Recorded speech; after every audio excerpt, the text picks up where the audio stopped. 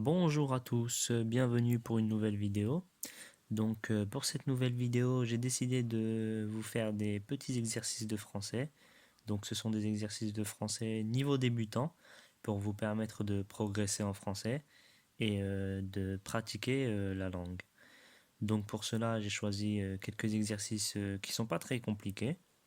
Comme je vous l'ai dit, donc c'est niveau débutant. J'ai choisi trois thèmes. On va faire des exercices de conjugaison avec deux exercices. Le premier exercice, ce sera sur le présent de l'indicatif. Donc, c'est le temps le plus basique. Et le deuxième exercice, ce sera sur l'imparfait de l'indicatif, un temps qu'on utilise beaucoup en français. Le deuxième thème, c'est évidemment la grammaire qui est très important. Donc, avec deux exercices une nouvelle fois. Le premier exercice, ce sera sur l'adjectif qualificatif et le deuxième exercice sur les adjectifs possessifs. Et pour terminer, je vous ferai une petite dictée pour pratiquer l'orthographe ensemble et vous expliquer les choses qu'on peut travailler ensemble. Et en troisième partie, on va terminer par une dictée qui va permettre de travailler votre orthographe et de voir de nouveaux mots que vous ne connaissez pas. Et en troisième partie, nous allons faire une dictée assez courte pour vous permettre de voir et de pratiquer votre orthographe. On commence par l'exercice 1, l'exercice de conjugaison. Donc l'exercice 1, ce sera sur le présent de l'indicatif. Conjuguer les verbes suivants au présent de l'indicatif. Donc pour ceux qui ne le savent pas encore et qui ont des problèmes de conjugaison, je vous ai mis un petit rappel en bas. On utilise le présent pour parler d'une action qui se déroule à l'instant, qui se déroule au moment présent. Donc le présent de l'indicatif, comme je vous l'ai dit, c'est vraiment le temps basique à utiliser, qu'on utilise surtout pour décrire une action au présent qu'on réalise tout de suite. On va faire quelques exercices pour cela. Donc première phrase, ma sœur, la voiture pour aller au travail. Donc sur cette première phrase, vous devez conjuguer le verbe utiliser. Sur la deuxième phrase, mes parents, le repas d'aujourd'hui, avec le verbe préparer. 3. Tu, le bus pour aller à l'école. Vous devez conjuguer le verbe prendre. 4. Vous, 3 enfants. Vous devez utiliser le verbe avoir. Et le cinquième, nous, dans le sud de la France. Vous devez conjuguer le verbe vivre. Je vous laisse réfléchir. Si vous voulez, vous pouvez prendre une feuille et vous pouvez noter les phrases. Et vous pouvez mettre pause à la vidéo. Comme ça, ça vous laisse le temps de faire les exercices et moi je passe direct à la correction. Et dès que vous avez fini, vous pouvez suivre la vidéo et passer à la correction. La correction. Donc le présent de l'indicatif. Comme je vous l'ai dit, conjuguer les verbes suivants au présent de l'indicatif. Donc la première phrase, la réponse c'est utilise. Ma sœur utilise la voiture pour aller au travail. Alors le verbe il s'accorde toujours avec le sujet. Ici le sujet c'est ma sœur. Et ma sœur, ça représente la troisième personne du singulier. Et là, avec la troisième personne du singulier, la terminaison du verbe du premier groupe utilisé, car il se termine par ER, c'est E. Donc ma sœur utilise la voiture pour aller au travail. 2. Mes parents préparent le repas d'aujourd'hui. Prépare ENT, parce que le verbe, on l'accorde avec le sujet, et le sujet, c'est mes parents. Mes parents représentent la troisième personne du pluriel. La terminaison de la troisième personne du pluriel au présent de l'indicatif, c'est ENT. Troisième phrase, tu prends le bus pour aller à l'école. Donc prendre, c'est un verbe qui se termine par RE, donc c'est un verbe du troisième groupe. Ici, le pronom personnel, c'est tu, donc c'est la deuxième personne du singulier. Et la terminaison de la deuxième personne du singulier, c'est S. Tu prends le bus pour aller à l'école. Quatrième phrase, vous avez 3 enfants. Ici, c'est le verbe avoir. Le verbe avoir qui peut être utilisé aussi comme un auxiliaire. Vous avez 3 enfants. Vous, deuxième personne du pluriel. Donc, la terminaison, c'est EZ. Vous avez 3 enfants. Cinquième phrase et dernière phrase. Nous vivons dans le sud de la France. Ici, c'est le verbe vivre. Vivre qui est un verbe du troisième groupe. Il se termine par RE. Et donc ici, il s'accorde avec le sujet qui est nous. Nous, première personne du pluriel. La première personne du pluriel, les verbes se terminent par ONS. Donc, nous vivons dans le sud de la France. On passe au deuxième exercice. Donc le deuxième exercice sur un autre temps très important de l'indicatif, il s'agit de l'imparfait. Dans cet exercice, conjuguez les verbes suivants à l'imparfait de l'indicatif. Donc 5 phrases à nouveau. La première phrase, conjuguez le verbe vouloir à l'imparfait. Dans la phrase il, faire un voyage cet été. Deuxième phrase, conjuguez le verbe manger. Sophie, un croissant tous les matins.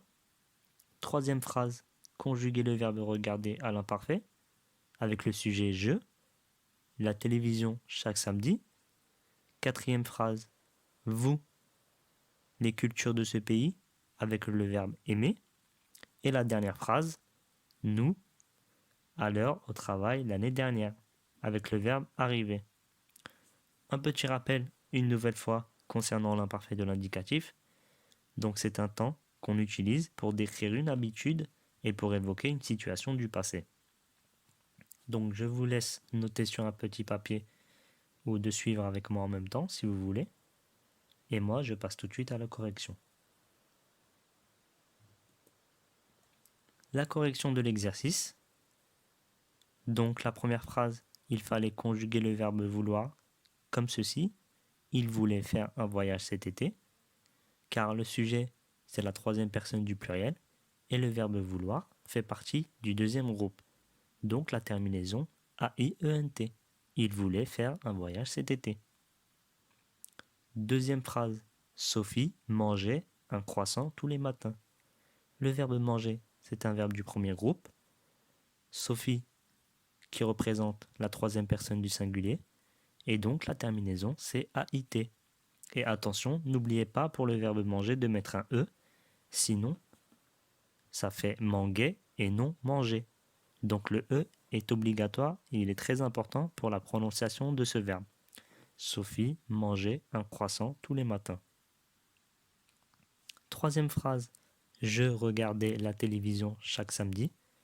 Donc une nouvelle fois ici, nous avons un verbe du premier groupe, donc qui se termine par ER et la terminaison à l'imparfait, c'est AIS à la première personne du singulier, car ici le sujet c'est je. Je regardais la télévision chaque samedi.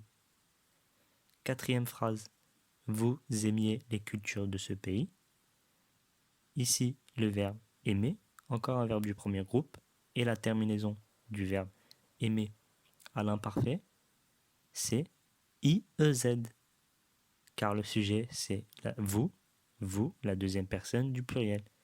Vous aimiez les cultures de ce pays. Attention ici à ne pas oublier le I, car si vous oubliez le I, ça fait vous aimez, et vous aimez, dans ce cas-là, c'est le présent de l'indicatif. Donc au présent de l'indicatif, vous aimez, et à l'imparfait, vous aimiez.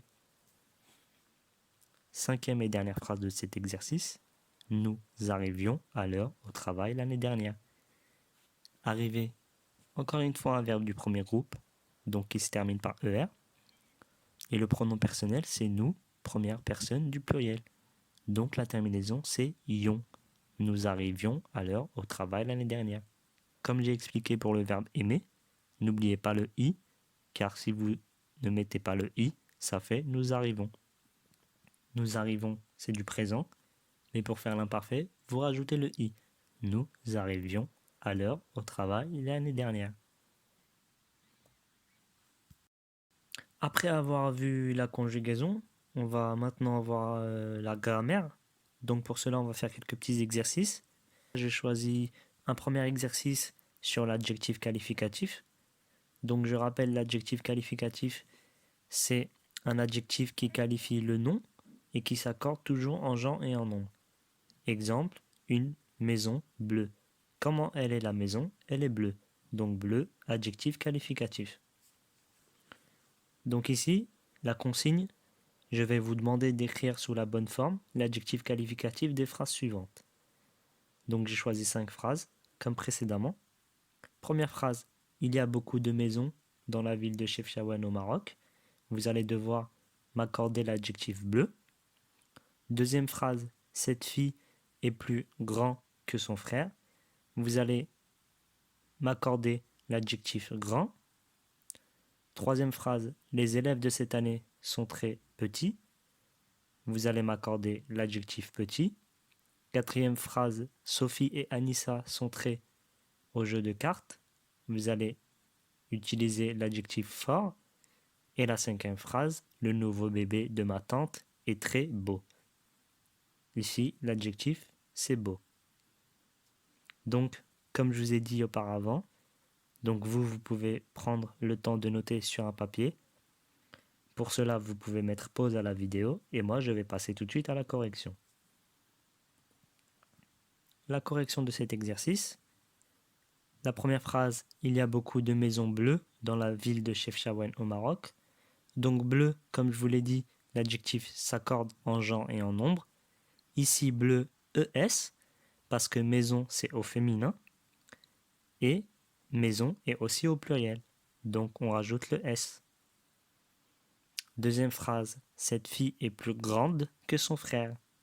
Ici, l'adjectif grand, il devient grande, parce que le sujet, c'est cette fille, et cette fille, c'est du féminin. Troisième phrase, les élèves de cette année sont très petits. Petit S, parce que les élèves, c'est du pluriel. Et les élèves, ici, on ne sait pas si c'est que des filles ou des garçons, donc c'est le masculin qui l'emporte. Donc c'est petit et non petite. Quatrième phrase, Sophie et Anissa sont très fortes au jeu de cartes. Fortes, qui s'accordent en genre et en nombre. Donc ici, Sophie et Anissa, c'est deux personnes, donc c'est le pluriel. Et ici, on a deux personnes féminines, donc c'est au féminin et c'est forte. Et cinquième phrase, le nouveau bébé de ma tante est très beau. Donc beau, B-E-A-U, l'adjectif il s'accorde et le sujet c'est le nouveau bébé. Maintenant, pour le deuxième exercice de grammaire, j'ai choisi les adjectifs possessifs. Dans cet exercice, je vais vous demander de compléter les phrases suivantes avec l'adjectif possessif qui correspond. Un adjectif possessif, c'est un adjectif qui permet d'identifier celui qui possède, c'est-à-dire le possesseur. Quelques exemples, comme je vous ai indiqué ci-dessus. Mon, son, ta, votre et mes.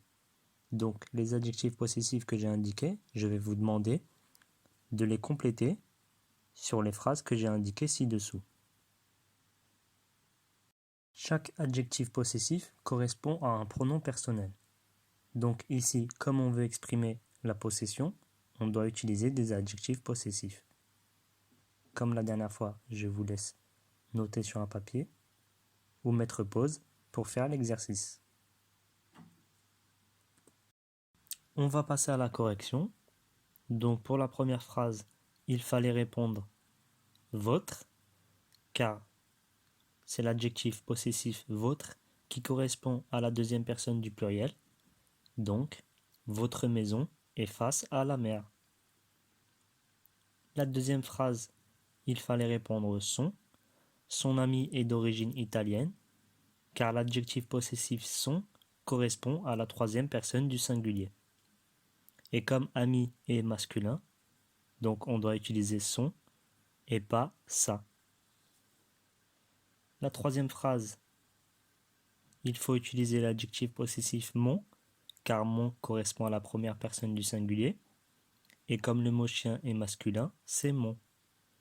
Si le mot était féminin, on aurait dit ma. Donc ici, mon chien n'aime pas jouer avec les inconnus. La quatrième phrase, il fallait répondre ta télévision ne marche pas très bien, car ta correspond à la deuxième personne du singulier. Et comme le mot télévision est féminin, c'est le mot ta et non ton. Et pour terminer, la 5e phrase, il fallait répondre mais mes enfants adorent les jeux vidéo, car mais correspond à la première personne du pluriel. Pour terminer ces exercices, j'ai décidé de vous faire une petite dictée. Dans cette dictée, c'est un texte que j'ai réalisé, un texte qui n'est pas très compliqué. Donc pour cela, je vais vous réciter les phrases et le texte. Si je vais trop vite, vous n'hésitez pas à revenir en arrière. Et moi, je vais répéter plusieurs fois. Vous êtes prêts? C'est parti. Les temps sont difficiles. Les temps sont difficiles en ce moment. Les temps sont difficiles en ce moment car depuis l'année dernière, les temps sont difficiles en ce moment car depuis l'année dernière, virgule, il existe un virus. Il existe un virus qui tue partout. Qui tue partout dans le monde. Il existe un virus qui tue partout dans le monde. Point. Comme ce virus touche,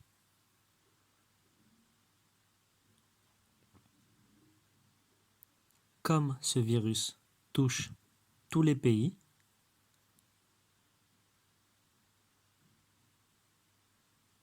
comme ce virus touche tous les pays du globe terrestre, virgule, il s'agit d'une pandémie. Il s'agit d'une pandémie. Point. Ce virus est très nocif. Est très nocif. Ce virus est très nocif pour la santé. Pour la santé, virgule. Surtout pour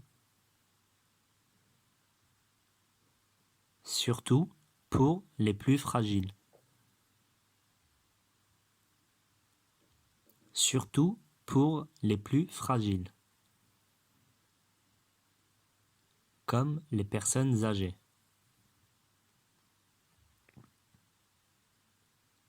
Comme les personnes âgées. Ou les personnes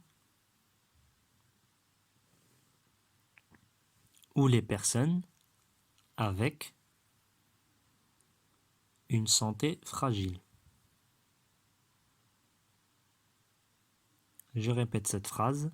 Ce virus est très nocif pour la santé, virgule, surtout pour les plus fragiles, comme les personnes âgées ou les personnes avec une santé fragile.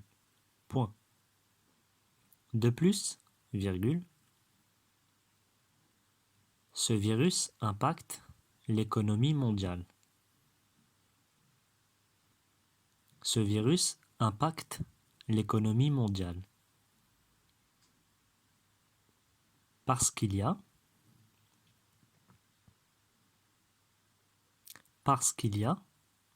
beaucoup d'entreprises, virgule, parce qu'il y a beaucoup d'entreprises, virgule, de commerce qui ne peuvent plus travailler,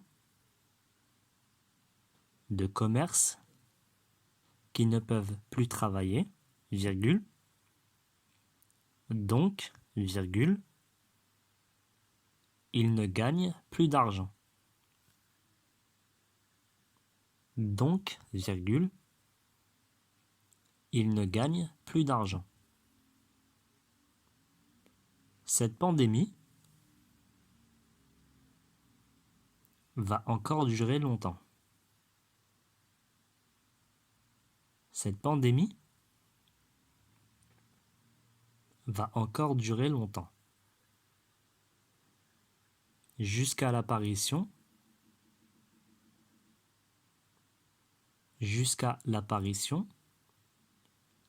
d'un vaccin,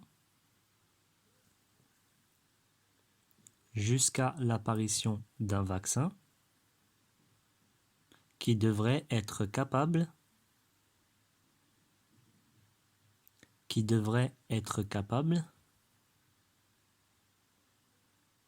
d'être immunisé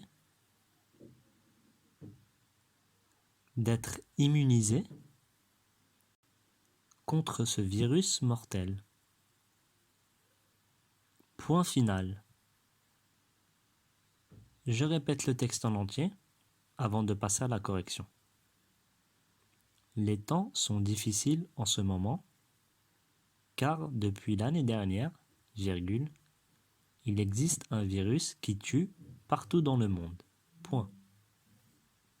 Comme ce virus touche tous les pays du globe terrestre, virgule, il s'agit d'une pandémie. Point. Ce virus est très nocif pour la santé, virgule. Surtout pour les plus fragiles, comme les personnes âgées ou les personnes avec une santé fragile. Point. De plus, virgule, ce virus impacte l'économie mondiale parce qu'il y a beaucoup d'entreprises, virgule, de commerce qui ne peuvent plus travailler, virgule, donc, virgule, ils ne gagnent plus d'argent. Cette pandémie va encore durer longtemps jusqu'à l'apparition d'un vaccin qui devrait être capable d'être immunisé contre ce virus mortel. Point final. On passe à la correction de la dictée. Voici le texte que je vous ai récité. C'était un petit texte qui n'était pas très compliqué. Dans ce texte, il y avait 2 mots assez compliqués dont je vais vous expliquer la définition si vous ne la connaissez pas. Le premier mot, c'est le mot nocif. Le mot nocif qui signifie dangereux pour la santé. On utilise souvent ce mot pour parler des cigarettes. Et l'autre mot, c'était immuniser. Donc le mot immuniser, qui est ici conjugué au participe passé, signifie être protégé, quelque chose qui protège. Donc je vous laisse vérifier si vous avez fait des fautes. Si vous avez fait des fautes, n'hésitez pas à refaire la dictée.